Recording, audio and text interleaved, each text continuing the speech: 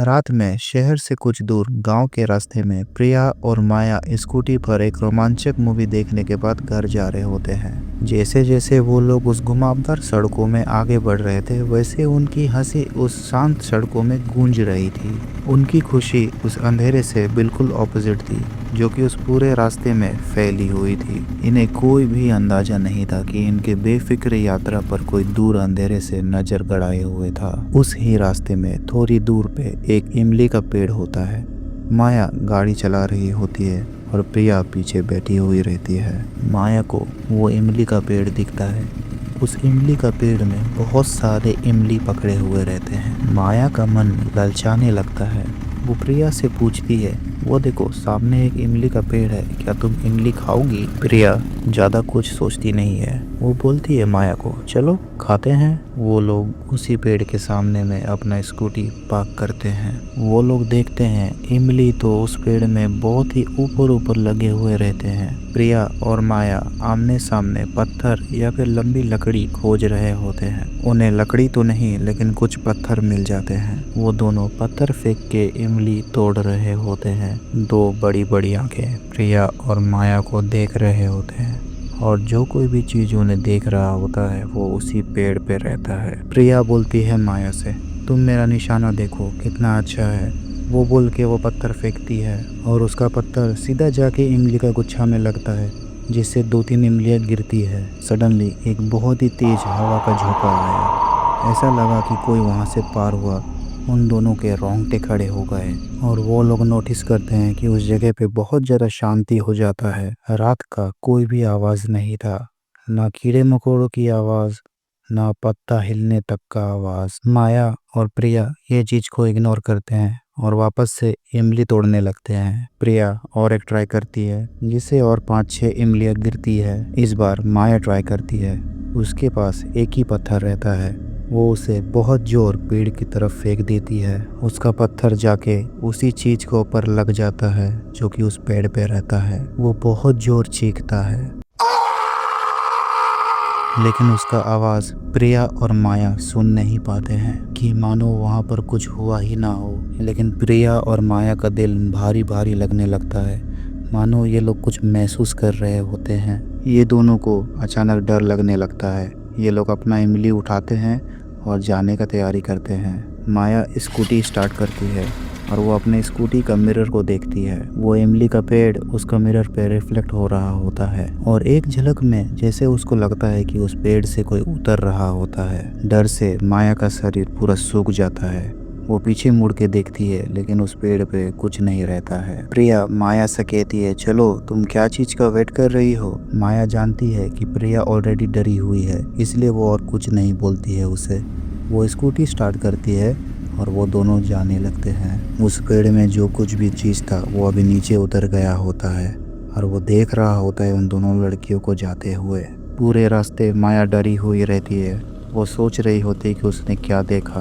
माया पहले प्रिया को प्रिया के घर छोड़ती है, उसके बाद वो अपने घर जाने लगती है। माया को घर जाते जाते 11:15 हो जाता है। माया अपने मेन गेट के सामने में स्कूटी पार्क करती है और उसका नज़र सडनली छत पे जाता है। वो देखती है कि छत के ऊपर अपनी कोई खड़ा है। माया ऑलरेडी डरी हुई रहती है, इसीलिए वो अपने पापा को चिल्ला के बुलाने लगती है। माया के पापा दौड़ के आते हैं। वो चेक करते हैं छत पे जाकर, लेकिन वहाँ पर कोई नहीं रहता और छत में जाने का रास्ता अंदर से ही है। कोई भी बाहर से ऊपर नहीं चढ़ सकता। यही बात माया के पापा माया को भी बोलते हैं, लेकिन माया श्योर थी कि वहाँ पर कोई न कोई था। थोड़ी देर बाद माया जब काउंटडाउन हो जाती है तो वो अपने रूम चली जाती है। माया अपने रूम का वॉशरूम में जाती है। वो अपना फेस धो रही होती है और सोच रही होती है कि वो क्या चीज़ था जो उसने देखा। क्या जो ये देखी उस पेड़ के पास, क्या इसका वो वहम था? तो फिर वो क्या था जो इसने अपना घर को ऊपर में देखा? ये सब माया सोच रही होती है। उसके बाद वो जाती है सोने के लिए। रात का 2 बज रहा होता है। माया गहरी नींद में होती है और सिर्फ सन्नाटे में घड़ी का टिक टिक सुनाई दे रहा होता है। इस दौरान माया का रूम का खिड़की के सामने से कोई माया को सोते हुए देख रहा होता है। सुबह के 7 बज रहे होते हैं। माया का अलार्म क्लॉक बजने लगता है, जिससे माया अपने नींद से जगती है। माया अपना हाथ आगे बढ़ाती है उस अलार्म क्लॉक को बंद करने के लिए।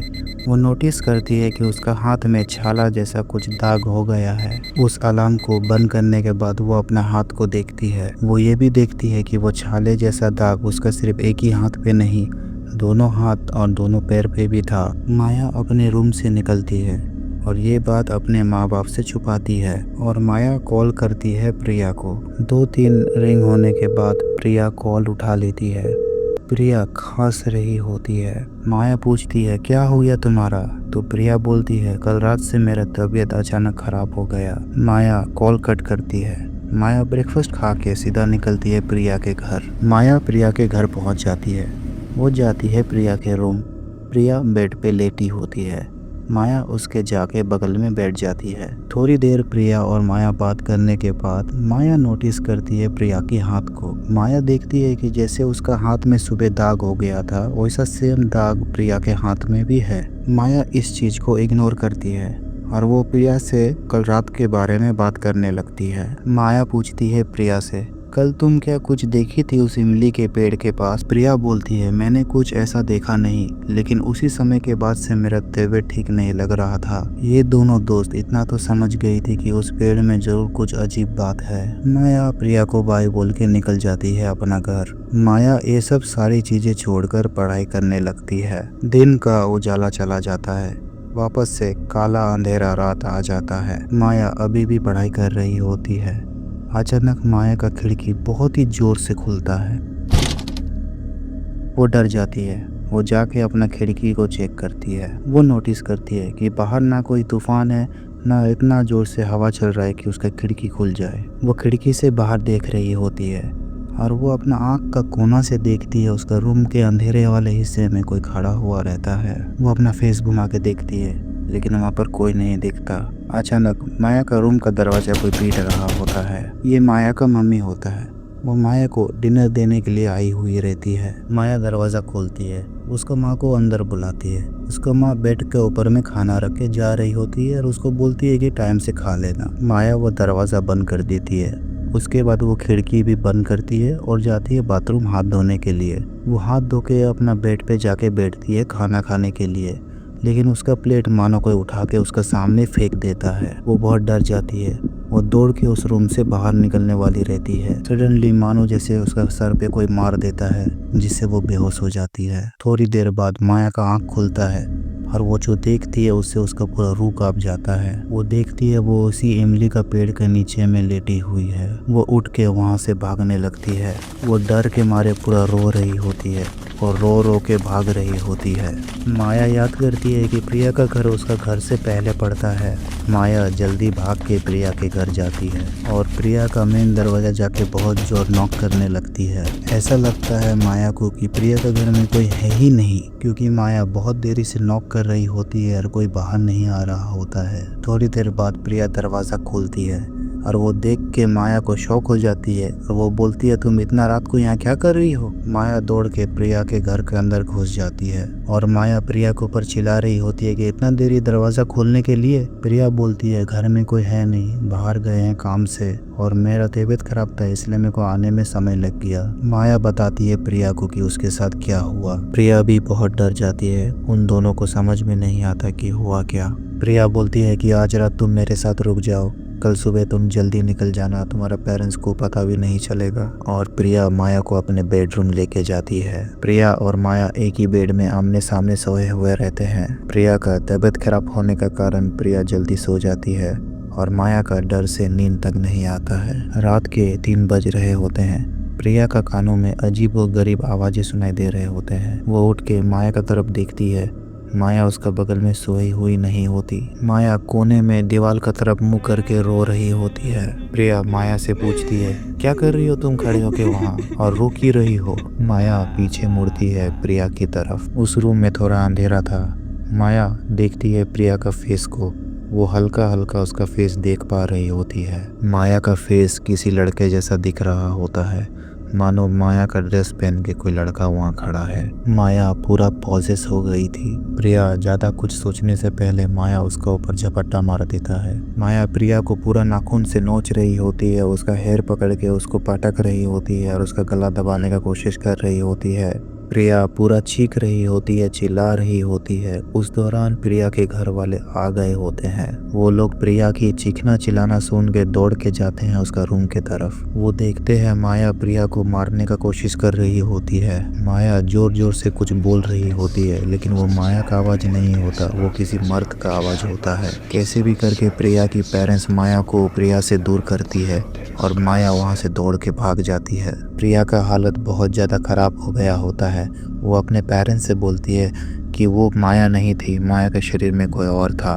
प्रिया की पेरेंट्स माया के पेरेंट्स को कॉल करते हैं और ये सारी बात बताते हैं और ये लोग खोजने चल जाते हैं माया को। प्रिया बताती है इन सभी को कि रास्ते में एक तो इमली का पेड़ है, देखिएगा वो वहीं पर मिलेगी आप सभी को। प्रिया और माया के पेरेंट्स भाग के जाते हैं उस इमली के पेड़ के पास और वो जो वहाँ जाके देखते हैं उससे उनका रोंगटे खड़े हो जाते हैं। वो देखते हैं माया को उसी पेड़ के ऊपर में चढ़ी हुई रहती है और अजीबोगरीब हरकतें कर रही होती है। प्रिया की पेरेंट्स माया के पेरेंट्स को बोलते हैं कि माया पोजेस हो गई है, वो वहाँ से ऐसे नहीं उतरेगी। और प्रिया की पेरेंट्स किसी को जान रहे होते हैं।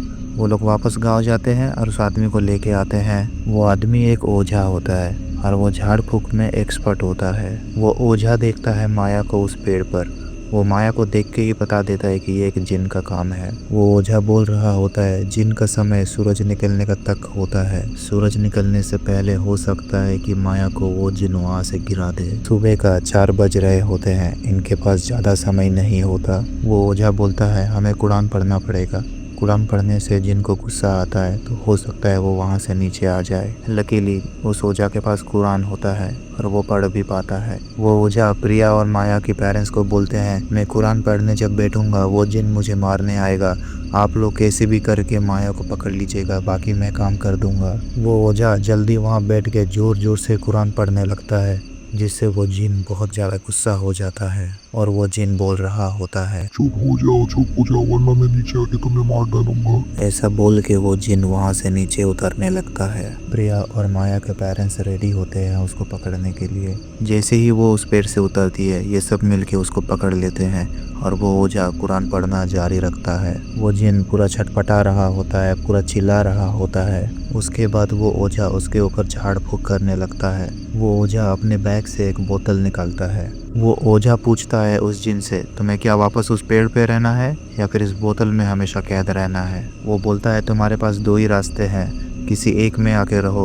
उस लड़की का शरीर छोड़ो। अगर तुम इस लड़की का शरीर नहीं छोड़े तो कुरान पढ़ना वापस से मैं शुरू कर दूंगा। वो जिन बहुत गुस्से में रहता है और वो कुछ नहीं बोल रहा होता है। वो ओझा वापस से कुरान पढ़ना शुरू करता है। वो जिन चिल्ला के बोलता है बस करो, मैं जा रहा हूँ वापस इस पेड़ पे। ये बोल के माया का शरीर को वो जिन छोड़ देता है और ये लोग देख पाते हैं कि माया का शरीर से कुछ सफ़ेद धुआं जैसा बाहर आ रहा होता है और उस पेड़ के अंदर में जाके घुस जाता है। जैसे ही जिन माया का शरीर से निकल जाता है माया वहीं पर बेहोश हो जाती है। सुबह के 5:30 बज रहे होते हैं और माया को ये सब मिलके प्रिया के घर ले जाते हैं। माया दिन भर बेहोश रहती है और वापस से रात हो जाती है। जब माया अपना आँख खोलती है वो अपने आप को प्रिया के घर में पाती है। वो देख पा रही होती है कि प्रिया की पेरेंट्स और उसका पेरेंट्स साथ में बैठ के बात कर रहे होते हैं और वो देखती है प्रिया उसके सामने में बैठी हुई है। माया बहुत ही उदास होकर प्रिया से बोलती है सॉरी, मुझे पता था कि क्या हो रहा था लेकिन मैं कंट्रोल नहीं कर पा रही थी अपना शरीर को। प्रिया माया का हाथ पकड़ के बोलती है कि कोई बात नहीं, वो तुम नहीं थी, वो जिन था। माया बोलती है प्रिया को उस पेड़ का क्या हुआ, उसमें तो वो जिन है ही, वो आज नहीं तो कल किसी और को भी पकड़ेगा। प्रिया बोलती है वो जो ओझा है वो उस पेड़ को अच्छे से झाड़ फूक के बांध दे रहा है कि वो जिन वहाँ से कभी बाहर ना निकले। आखिरकार प्रिया और माया उस जिन का जंगल से बचते हैं। 2 रात बीतने के बाद ठीक 12 बजे वो ओझा उस इमली के पेड़ के पास जाता है और वो ओझा उस जिन को एक बोतल में बुलाता है। वो जिन उस बोतल में समा जाता है और वो ओझा वहाँ से चला जाता है। कैसी लगी आज की हमारी ये छोटी सी कहानी, मुझे कमेंट करके बताना ना भूले। ऐसे ही वीडियोस के लिए सब्सक्राइब करें हॉन्टेड यूनिवर्स को। और आप सभी का फीडबैक भी कमेंट सेक्शन में लिखिए कि मैं और क्या अच्छा कर सकूँ। तो चलिए मैं आप सभी से फिर मिलता हूँ एक नए वीडियो के साथ। तब तक के लिए take care and good bye.